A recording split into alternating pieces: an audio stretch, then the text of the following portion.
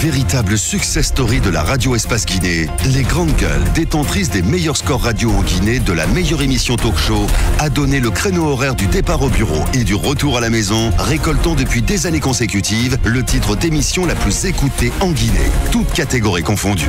Un grand total de plus de 5 millions d'auditeurs ont été fidèles au talk show Les GG, diffusé jour après jour sur toutes les stations du réseau Adafo Média de 9h à 10h30, un exploit qui restera longtemps dans les annales de la bande FM en Guinée. Jusqu'au port de 11h, merci de nous rejoindre dans la deuxième partie de cette émission. Vous êtes à l'Abbé et dans tout le Fouta.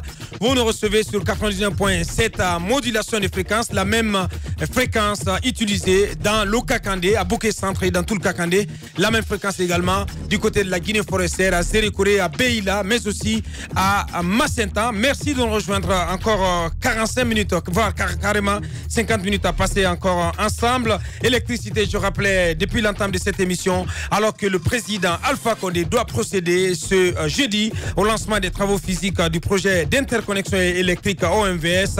À l'instant, la Guinée reste confrontée à d'énormes difficultés dans son alimentation en courant électrique. Certes, la construction du barrage hydroélectrique de Kaleta est venue bonifier un chouïa à la desserte en courant électrique dans le pays, principalement à Conakry et en Basse-Guinée.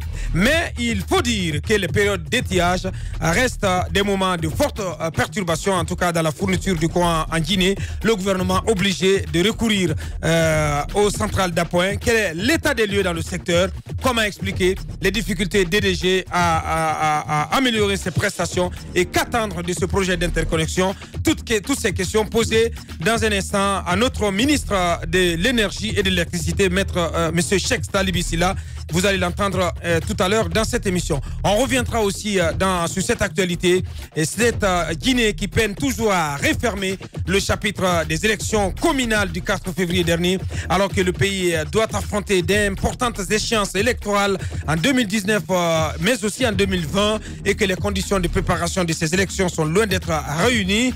L'opposition continue de battre le pavé en signe de protestation contre des cas de fraude qui auraient émaillé les communales, les locales du début d'année.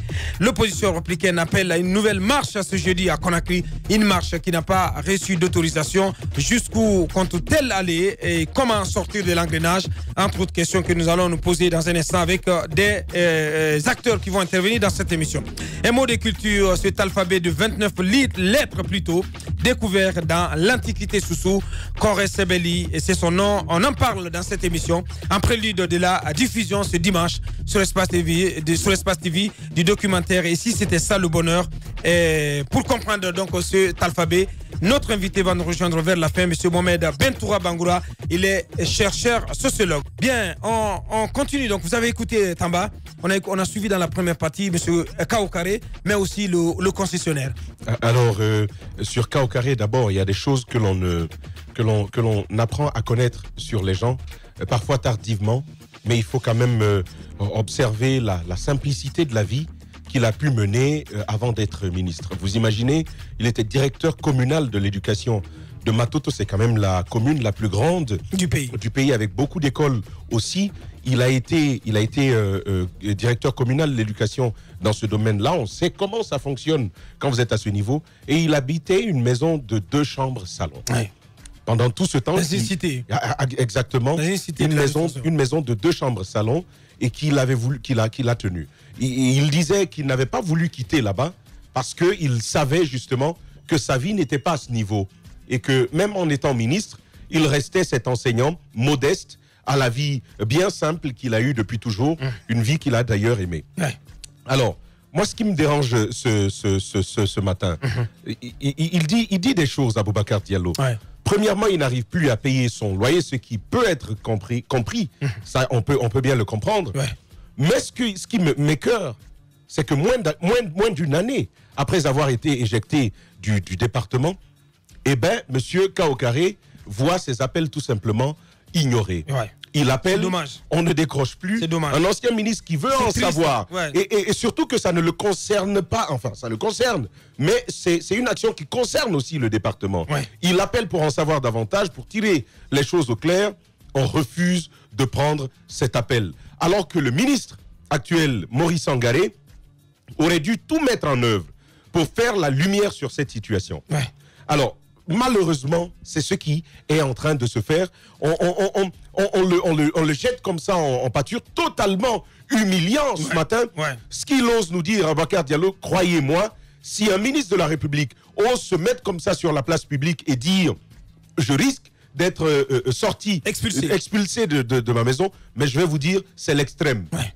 J'imagine qu'il a dû essayer par tous les moyens qui étaient en sa possession et que face à son incapacité à trouver une solution à cela, désormais il se décide à en parler sur la place publique. Ouais. Il sait que c'est dégradant pour son image. Il sait que c'est honteux pour lui. Il a de la famille, il a des enfants, il sait que c'est dégradant, mais il le fait quand même. Ouais. Parce qu'il est en désespoir de cause.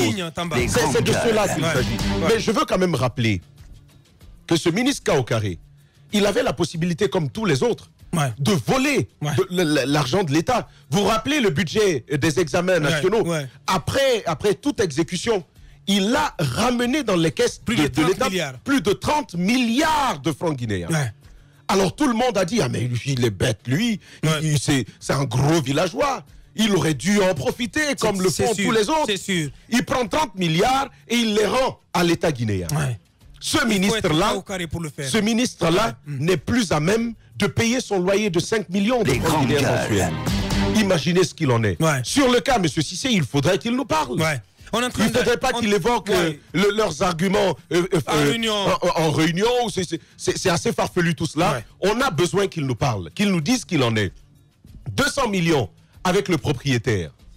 500 millions chez la femme de Kaokare. D'autres reviendront tout à l'heure là-dessus. Ouais. Pourquoi est-ce que c'est la femme de Kaokare qui n'est rien par rapport au département? Pourquoi est-ce que c'est elle qui vient signer un tel document? Eh bien, j'ai envie de dire 500 millions à elle.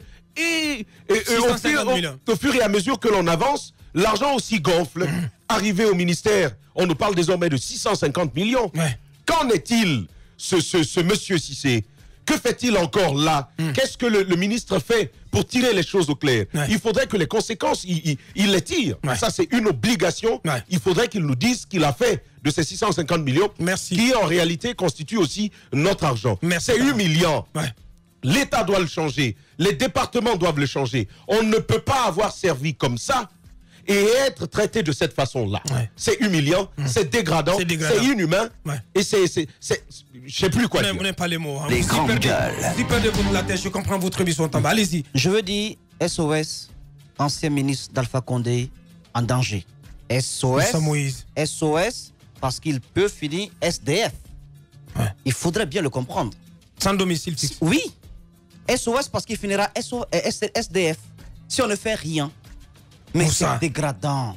Moi, je pense que si, pour être ministre de la République, on vous met au pinacle, au sommet, si c'est pour vous laisser tomber avec la loi de la gravité, on vous laisse tomber comme ça avec une telle honte, je pense que c'est même pas la peine de s'empresser à bénéficier d'un décret présidentiel. Mais vous ne pouvez pas savoir, combien de témoignages de sympathie à l'égard des Kaokare?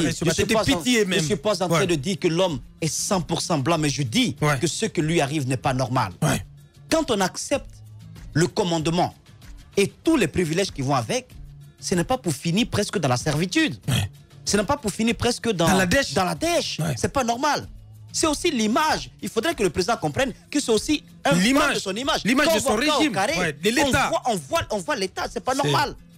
Moi, je trouve que s'il y a dans ce pays un peu de volonté, au niveau des services qui luttent contre la corruption, qui luttent contre la déperdition des deniers publics, si ces services-là existent, c'est le bon moment. La presse a levé le lièvre, les messieurs en question sont là, le monsieur Cissé est encore en poste, c'est le bon moment de vous bouger et d'aller récupérer nos 600 millions, nos 650 millions. Ce n'est pas à vous, c'est notre argent. C'est notre argent. Les grandes gueules. Est-ce qu'on serait là à croiser les bras pour que des gens tout le temps, tous les matins, prennent de l'argent qui appartient au peuple, ils s'en mettent plein les poches, ils font la belle vie lorsque les gens font grève, lorsque les gens manifestent, on dit ben laissez les manifester parce qu'ils ont eu le temps de suffisamment thésauriser. Et donc, même si le pays est à l'arrêt, messieurs, ces messieurs-là ont le temps de pouvoir sortir de l'argent des banques et de voter calmement. Kaokare aurait pu faire la même chose, mais il s'est abstenu de le faire. Autrement, il ne serait pas quand même dans cette situation aujourd'hui. Oui. Ces services-là, vous, les agences qui luttent contre la corruption, même les procureurs, bougez-vous, faites quelque chose. Oui. À ceux qui ont côtoyé Kaokare, qui ont été amis à lui, qui ont été ses amis à un moment donné de sa carrière, mais faites quelque chose. Ce monsieur, il a perdu son poste de DCE parce qu'il a pensé qu'il venait de bénéficier d'une promotion dans sa carrière. On aurait mieux fait de le laisser là où il était comme DCE et qu'il puisse s'occuper de ses 2 chambres salon. Ouais. Au moins, il arrivait à payer les 2 chambres salon. Je vais donner ce conseil à tous ceux qui sont aspirants des postes de ministre. Faites attention, prenez l'exemple sur Kaokare. Ne laissez jamais votre ancienne vie et toute la rigueur que vous attachiez à remplir convenablement cette ancienne vie lorsque vous êtes promu à des fonctions dans ce pays, surtout dans sous ce régime d'Alpha Condé. Parce que si vous le faites, si vous devenez nouveau riche, comme on le voit dans les quartiers, dès que nommé, les habits changent. Même les salutations changent. Les propos changent. On ne se tutoie plus, on se vous voit. Si vous devenez comme ça, condescendant, vous finirez par dire si je savais. Et si je savais n'a pas de queue pour que vous puissiez rattraper le temps. Bien, Moussa. Allez-y, Jacques. Prendre une image pour qualifier ce que je suis en train de voir. C'est comme dans la brousse où vous avez des animaux qui utilisent la ruse pour bouffer plus que les autres ou des animaux féroces qui utilisent, n'est-ce pas, leur force pour bouffer les autres. C'est exactement ce qui se passe. Parce que pour faire comprendre les choses, c'est ce à quoi Kaokare fait face. Je crois que j'ai fait un petit calcul quand le concessionnaire a fini d'intervenir. Il doit 30 millions de francs guinéens. Et quand on voit les documents en sa possession et à la disposition du concessionnaire, on se rend compte que c'est bien sa femme qui a engagé, n'est-ce pas, le ministère. Ce qui est paradoxal. C'est le ministère qui loue la maison, mais le ministère ne signe pas. On demande à la femme de Kaokare de signer. Ce qui, bien naturellement, donne droit au concessionnaire de réclamer de l'argent à la femme de Kaokare, donc à M. Kaokare.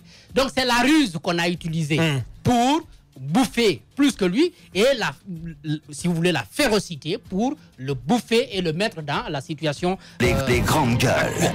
Maintenant, ce qu'il faut peut-être dire, les autres l'ont déjà bien avancé. C'est quand même un vol. C'est un détournement. Et le voleur, il est quelque part, il est là. C'est un vol. C'est un vol. Donc, le voleur, il faut le retrouver. Il a pris de l'argent de l'État pour loger un ministre qui n'a pas été logé parce que là où il n'est plus logé là. Je crois que ça fait un bon bout de temps qu'il a commencé à payer. À un moment donné, il ne pouvait plus. Nous sommes à 30 millions. Les 30 millions, il faut les ajouter aux 650 millions, ce qui fait 680 millions. Retrouver le voleur pour qu'il rembourse l'argent. Et puis, bien évidemment, permettre à Kaokare. De toutes les façons, une solution sera trouvée. Peut-être, qui sait, il y a un bon Guinéen quelque part qui aidera Kaokare à retrouver sa vie d'enfant, à retrouver un habitat décent où il pourra vivre avec sa famille. Mais ces voleurs-là, quand même, il ne doit pas continuer à se balader en ville ici. Il faut le retrouver. Merci. Allez-y, Madame Hiro, pour clore. Moi, ce que la question... Et à rappeler qu'on a tout fait pour avoir la part de vérité de M. Aboubakar Cissé, coordinateur du PSE. Et impossible à ne pas confondre avec notre ami Cissé de la caisse. Qui reçoit beaucoup de coups de fil. Parce que c'est pas bon ce matin d'être Cissé. Il est plutôt le neveu. Hein. Il est plutôt neveu à Aboubakar Cissé, le coordinateur du PSE. Donc c'est la famille, quoi. Bien. Donc, mais la question que moi je me pose ici, c'est quand même son oncle. Bien. Mais la question que je me pose, c'est le message qu'on renvoie. Ça ne fait pas de lui, l'autre Cissé. Non, c'est la famille, de toutes les façons. Okay. Ce que je voudrais dire, imaginez le message qu'on est en train de renvoyer à d'autres personnes dans ce pays. Parce que le plus souvent, quand on arrive, je me rappelle de cette publication que le jeune Hariman avait faite. Je ne sais même pas s'il est jeune parce que je ne le connais pas. On ne voit pas de photos de lui sur Facebook. On dit que quand tu es ministre de la République ou bien quand tu es promu à un poste en Guinée que tu ne voles pas, on dit que tu es maudit. Est-ce qu'on veut amener les gens à prendre autant que possible quand ils sont nommés? Est-ce que c'est le message qu'on voudrait renvoyer? Parce que ce n'est pas possible. Parce que l'argent qui restait à l'organisation des examens qu'il avait trouvé sur place là, il aurait pu prendre cet argent, comme tout le monde le fait le plus souvent. Non, On a dénoncé. C'est plutôt Kaokare qui est On membre a dénoncé combien de cas. Pas ici, oui. Non, on a Allez-y. dénoncé combien de cas de corruption ici. Personne n'a bougé, ne serait-ce que le petit doigt pour mener des enquêtes ou pour faire quelque chose. Maintenant, avoir un ministre de la République qui se trouve en pareil... Mais je me demande d'ailleurs comment cela a pu se passer. Comment ce monsieur a pu berner tout le monde? Comment ce monsieur a pu faire signer le contrat de logement à la femme comme si elle relevait de l'administration? Pour loger un ministre de la République, je pense que c'est le département qui devrait signer le contrat. En même temps, je pense que M. Laye Junior Condé a dit quelque chose ici. Qu'est-ce qu'on fait des bâtiments de l'État? Effectivement. Des bâtiments de l'État. Ils sont gérés par le patrimoine Ils sont gérés par le patrimoine bâti. Au lieu de prendre une maison en location, pourquoi on ne met pas les gens dans ces bâtiments-là? Le ministre de la République, par exemple. Les ministres d'Alpha Condé, ils ne sont pas logés dans les bâtiments de l'État. C'est pour cela que quand vous avez quelqu'un, par exemple, qui... Le Premier ministre, il est chez lui. Mais Monsieur Yoro, Justement, mais lui, il est riche. Mais il y en a qui n'ont pas d'argent. Monsieur Kaokare, c'était un enseignant, un simple enseignant qu'on a propulsé ministre. Et vous imaginez combien, pour un enseignant, il faut travailler toute une vie. Si tu n'as pas une autre activité à côté, tu ne peux pas construire une maison. C'est pas évident. Tu ne peux pas te faire une maison. C'est pas possible. Donc, le message, il faut penser au message qu'on veut essayer de renvoyer. Il faut faire attention. Il faut faire attention parce que ça pourrait donner des idées aux gens et dire que oui, lui, il est passé par là, je ne voudrais pas être comme lui, me retrouver dans la rue juste parce que je n'ai pas pu prendre ce qu'il faut. Et mais pensez un peu au montant, 650 millions. Il aurait pu acheter une parcelle, construire une maison avec 650 millions. Merci, Madame Hirou. Moussa pour clore un peu. Par rapport au bâtiment de l'État, je pense que ça doit faire l'objet d'une autre enquête. On est en train de travailler là-dessus. D'accord. Parce qu'il y a des bâtiments qui ont la capacité, tel le serpent, de changer de peau. Hein? Comment est-ce qu'on appelle ça? Voilà. Donc, ces bâtiments changent complètement de statut. C'est extraordinaire. Comment est-ce que de bâtiments bâtis publics, on peut devenir bâtiment bâti privé? C'est la question que je pose. Non, on va en parler. En fait, il y a des paix partout, donc c'est facile d'aller de public à privé. Et ces bâtiments sont reloués encore à l'État. À l'État. Est-ce que vous comprenez un peu? Tout à fait. Ces bâtiments sont... C'est-à-dire, non, ce pays, c'est incroyable. Merci Moussa. Et je reviens sur cette précision parce que là, Junior Condé qui nous a interpellé là-dessus, tout comme Suleiman Keita, qui sont tous du RPG, ce n'est pas donc Aboubacar Cissé qui est membre du BPN, plutôt monsieur Kaokare, SOS pour lui. Véritable success story de la radio Espace Guinée, les grandes gueules, détentrices des meilleurs scores radio en Guinée, de la meilleure émission talk show, a donné le créneau horaire du départ au bureau et du retour à la maison, récoltant depuis des années consécutives le titre d'émission la plus écoutée en Guinée, toutes catégories confondues. Un grand total de plus de 5 millions d'auditeurs ont été fidèles au talk show Les GG, diffusé jour après jour sur toutes les stations du réseau Adafo Média de 9h à 10h30, un exploit qui restera longtemps dans les annales de la bande FM en Guinée.